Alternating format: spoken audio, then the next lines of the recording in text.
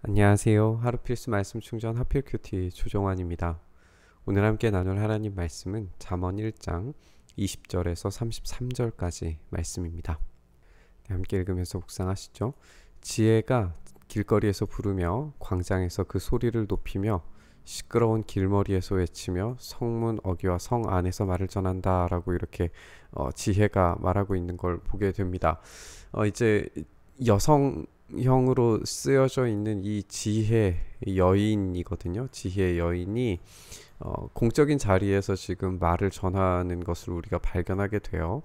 우리가 이제 9장과 또 잠언 마지막 31장을 보면서 이 여인의 정체가 과연 무엇일까를 살펴볼 때에 더 자세히 우리가 알게 되겠지만, 우리가 이 지혜가 결국에는 이 하나님 자신 스스로를 여성형으로 표현하는 것으로 우리가 그렇게 알게 되고, 지혜가 예수님으로 의인화된 표현들을 이제 요한복음이나 다른 기타의 어떤 본문들에서, 잠언의 본문들에서 우리가 확인을 할 수 있게 될 거예요. 어쨌든 그런 것들은 이제 앞으로 차근히 하나씩 이제 살펴보게 될 거고, 우리가 그러한 인식을 가지고 오늘 이 본문을 한번 좀 쭉 읽어 볼 겁니다.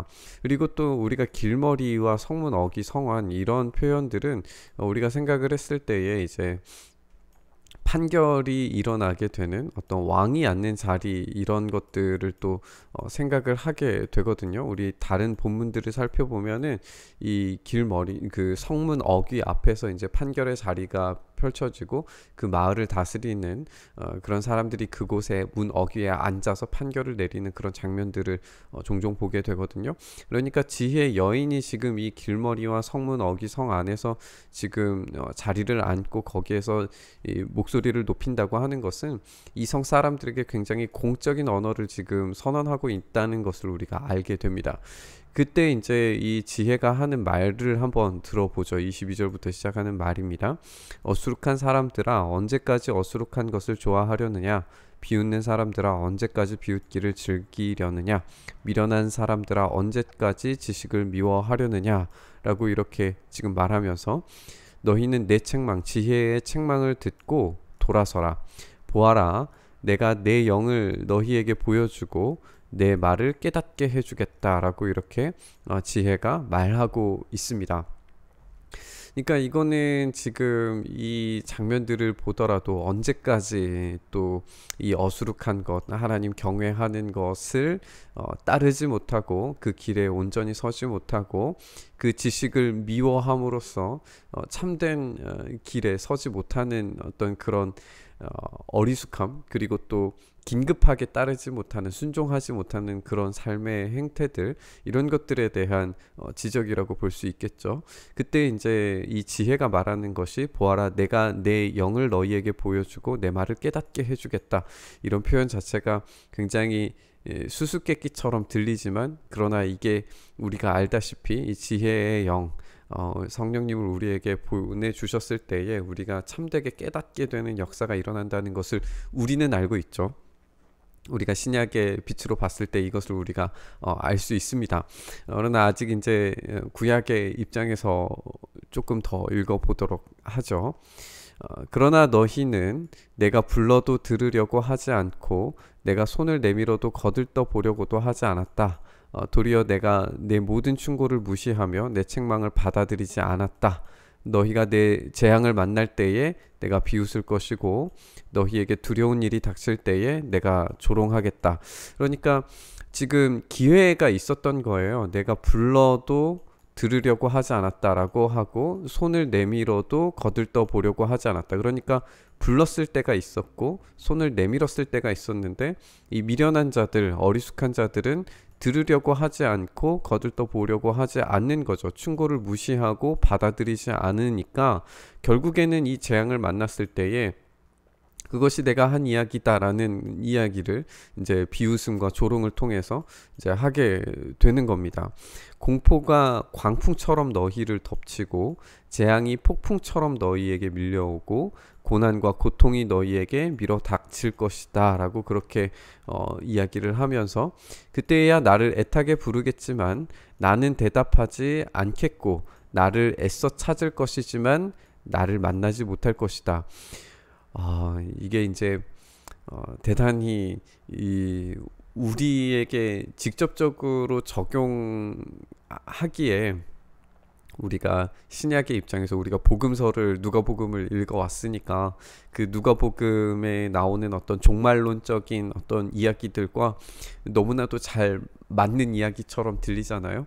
꼭 그렇지 않다 하더라도 이 구약의 이 잠언에서 흘러나오는 이 메시지가 결국에는 이 종말론적인 시각을 공유하고 있고, 그리고 어떤 선지서들에서 나오는 이야기들, 그리고 시편의 어떤 부르짖음에 대한 이야기들을 잘 함축하고 있는 것으로 우리가 보게 됩니다. 그러니까 이 시편에서나 이 잠언에서, 이 지혜서들에서 이야기하고 있는 이 지혜를 따라가는, 하나님을 경외하는 것을 따라가지 않는 사람들이 마주치는 결과물들이, 고통이 닥쳤을 때에 부르짖겠지만 하나님이 기회를 주셨고, 그 말에 하나님의 말씀에 순종하게 기회를 주셨을 때 순종하지 않는 자들에게 마땅한 심판과 이 공포와 재앙, 고난과 고통이 닥치리라고 하는 것을 예고하셨음에도 불구하고 불순종하는 자들에게 마땅한 심판이 일어난다는 사실을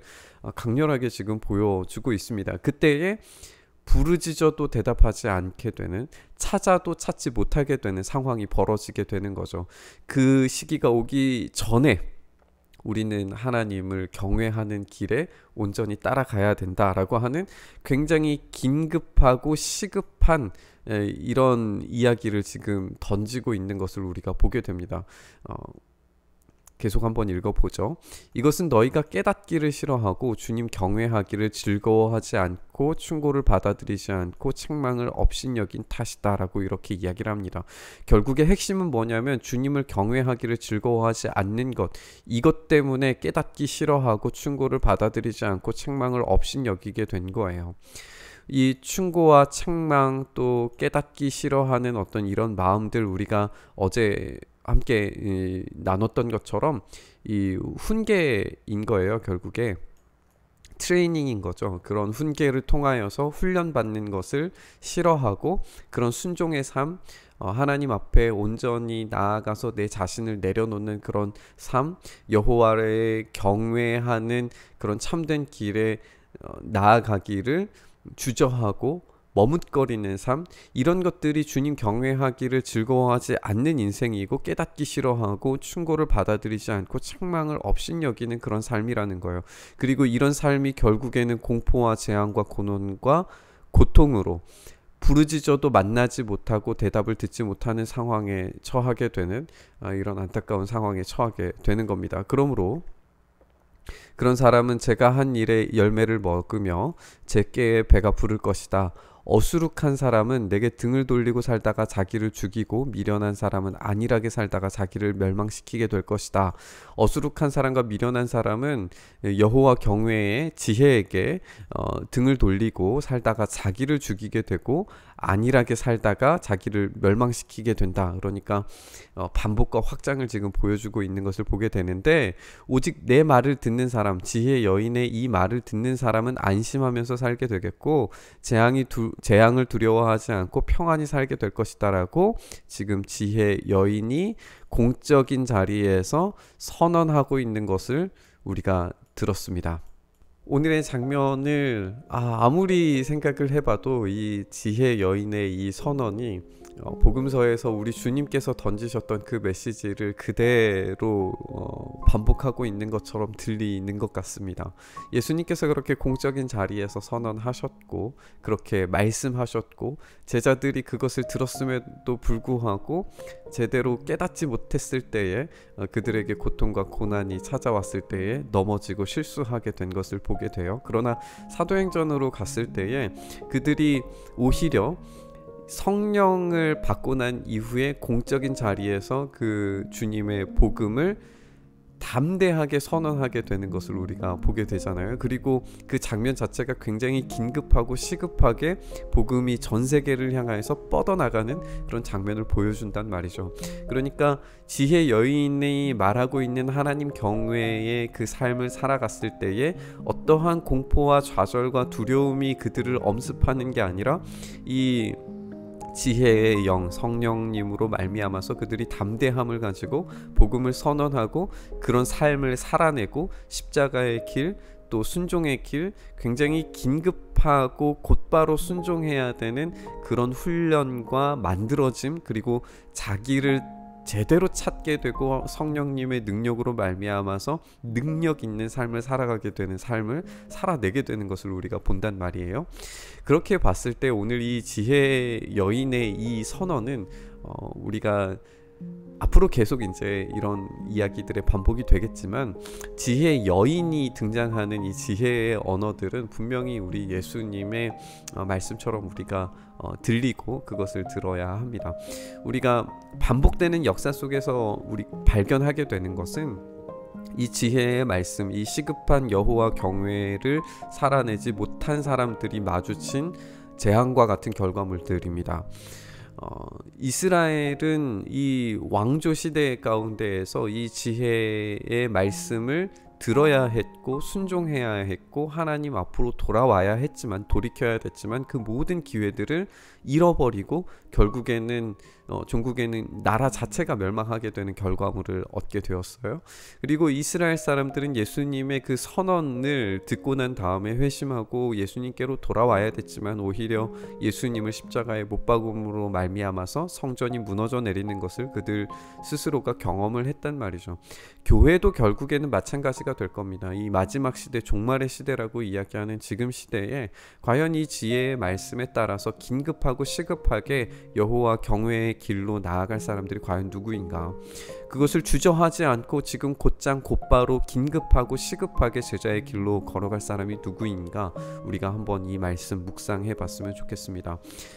그 지혜의 말 가운데에서 지혜를 따라가지 않는 사람들은 결국에 고통과 고난과 파멸로 이끌어지게 되지만 이 지혜의 말을 듣고 돌이키는 사람들은 고통이 안 온단 말을 하지 않아요.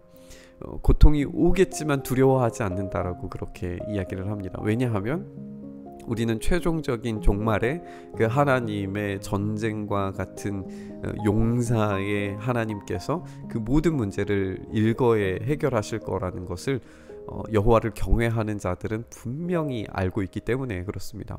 종말을 살아가는 우리에게도 마찬가지 아닌가 싶습니다. 우리가 그런 믿음의 삶, 여호와 경외의 삶, 예수 십자가를 곧바로 따라가는 그 참된 지혜의 삶을 우리가 살아갈 때 어떤 문제가 닥쳐도 두려워함 없이 평안함으로 우리의 삶을 살아낼 수 있게 될 줄 믿습니다. 오늘 이 말씀, 지혜의 말씀을 함께 묵상하시면서 우리 주님 앞에 나아갔으면 좋겠습니다. 주님, 우리가 그 지혜의 말씀 앞에서 온전히 순종하게 하시고 엎드려지게 하시고 지금 당장 순종할 수 있는 그런 마음들을 허락하셔서 여호와를 경외하는 삶, 예수 십자가의 길에 곧바로 순종하는 삶을 살아내어서 우리의 삶 가운데에서 반드시 일하시고 역사하시는 하나님을 온전히 발견하고 경험할 수 있도록 역사하여 주시옵소서. 그렇게 우리의 삶 붙들어 주시기를 간절히 소망하며 우리 주님 예수 그리스도의 이름으로 기도드리옵나이다. 아멘. 오늘 부딪힌 말씀 가지고 함께 기도의 자리로 나아가시죠.